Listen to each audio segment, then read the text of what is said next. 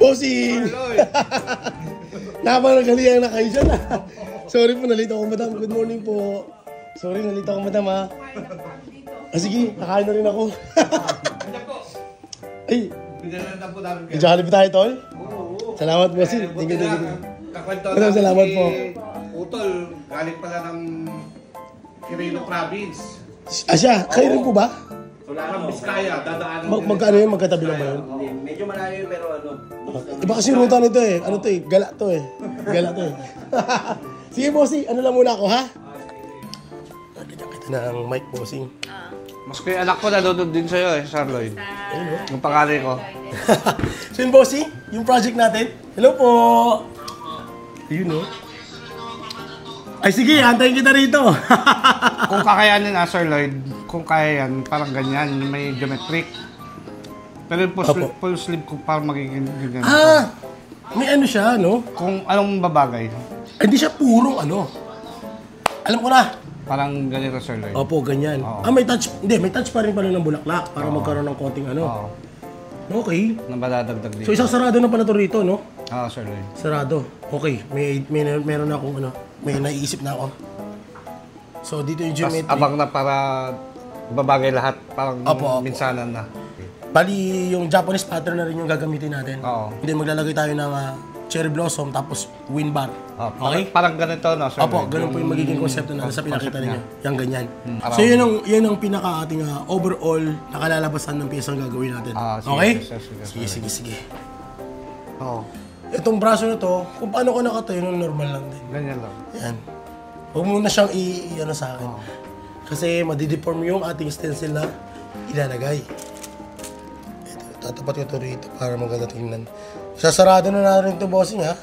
Di ba may wind bar to sa ilalim? Oo, sige. Sasarado na natin to. Nakabahan ka ba, bossing? Medyo, Sir Lloyd. Medyo. Ang tagal na ulit eh, bago... Kailan ba yung tattoo mo? 2 years ago. 2 years ago? Tagal na rin ha. Dito magbabalik. Parang bagong sakit. Para ka nag-reminisce dito, bossing. Ayun, no? Solid yung ating stencil, guys. Tapos, check mo muna sa salamin, sir. Tignan mo yung geometric, yung ano natin. Okay. Diba? Pinront ko na siya ng konti kasi itong kalahati naman kasi maglalagay tayo dyan ng wind bar. Diba? Yung wind bar mo, and then may cherry blossom pa tayo. Diba? Tapos yung clouds niya, diba? Clouds ba o yung ano, splash na lang ng tubig? Ano sa tingin mo? Ikaw, Sir Lloyd, kung ano mas mababagay. Oo. Sige. Basta buo. Tubig na lang yung gamitin natin kasi yung ganun kasi puro itim na yung makikita natin. Doon sa splash ng tubig, kahit paano may light shading doon. Okay? Okay. So yun mga boss, ito yung project natin ngayong araw. So meron tayong custom design dito mga pade. So dito, ang plano natin is maglagay po ng geometric ayon sa kagustuhan na rin po ng ating client. And then, ang background naman natin ay oriental. So sa akin is bago to sa aking mga pade. At talaga naman enjoy tayo rito. Ito pa pala yung ating unang session mga pade. Dahil ang project ng ating bossing ay gagawin itong full sleeve. Diba? Grabe, ang tibay ng ating bossing. At ito ang request ng bossing natin from Solano, Nueva Vizcaya. ang layo ni bossing. So muli, ang project natin ay isang half sleeve, wrap around, custom design, geometric at oriental. Game! Good day mga pate, at bagong araw na naman. Ang project po natin dito mga boss ay isang custom design na half sleeve. Dito ay wrap around po ang gagawin natin ngayong araw. At para sa project natin ngayong araw mga pate, hindi naman tayo bago dito sa design na to mga pate. Ang kaso nga lang mga pate is first time talaga natin itong gagawin. Dito kasi ang request ng ating bossing is lagyan ito ng geometric pattern mga pate. And then ibabagsak mo sa oriental. O diba? Meron na naman po tayong mga bagong piyesang gagawin ngayon mga pate. At abang-abang lamang po mga pate kasi itong plano ng ating bossing ay gagawin palang full sleeve. Pero sa ngayon mga pate is isasarado muna natin yung ibabang bahagi ng braso ng ating bossing. Dito mga pati is nakakatawa lang po talaga na kahit pa paano mga pati is open na po sa mga bagong idea itong ating mga bossing. Ngayon mga pati, nakakatawa lang po talaga kasi nga po hindi lang po Polynesian na may geometric ang gagawin natin. Ngayon is meron na tayong panibago na naman piyesang abangan mga pati, katulad na lamang po ng itong ginagawa natin madalas mga pati. Diba? Meron tayong Polynesian na hinahaluan po ng mandala, may Polynesian na hinahaluan po ng geometric. Ngayon naman po may Polynesian na hinahaluan ng portrait. Ngayon naman mga pati, meron tayong geometric na hinahaluan naman po ng merong oriental.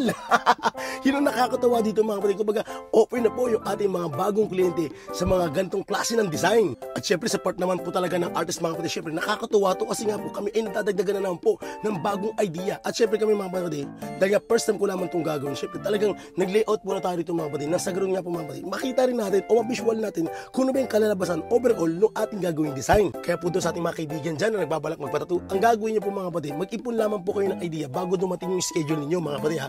Nang sa ganoon nga po mga kapatid, is makuha niyo po talaga yung gusto niyo ipagawa doon sa artist mga kapatid. Kasi nga po mga kapatid, minsan po talaga may dumarating na kliyente na talagang walang idea mga kapatid. Ngayon meron po kayong ilang araw para mag-isip talaga mga kapatid. At kung maaari lamang po talaga mga kapatid, dapat decided po kayo doon sa design na ipapagawa ninyo mga kapatid. Kasi alam naman natin na ang tattoo ay pang matagalan na mga kapatid at wala na pong burahan. At kung nahihirapan naman kayo mga kapatid sa pag-iisip ng design, is kausapin nyo lamang po ay inyong mga napipiling artist. Pero ang tip po dyan mga kapatid, kahit paano sana mga kapatid, is magbigay kayo ng kahit malit lamang po ng idea nang sa ganun alam po ng artist kung saan sila magsisimula sa paggawa ng design na naiisip ninyo. At kung sakasakali naman po talaga mga kapatid na wala kayong maibigay na idea, kawawa naman po yung artist nyo mga kapatid kasi nga po hindi nyo rin alam kung siya magsisimula. So ito pala ating finished product mga boss. At tutunog 3 hours, o diba? Grabe ang tibay ng ating bossing. At abang-abang lamang po mga kapatid ha, kasi itong project na to ay inaabangan ko rin po talaga dahil nga po mga kapatid, first time natin gagawa ng geometric na merong oriental. So may mga may katanungan, message lang po sa ating Facebook page sa Lita 2. Yun lamang po, maraming salamat. Ito na bossing. Dali. Dali. Maski Kuha natin, no? Sakit ba? Oo, dito. Parang hindi naman. Kinaya mo nga lang. Sulit. Ganda. Nice. Next project tayo. Oo, dito. Ibabaw.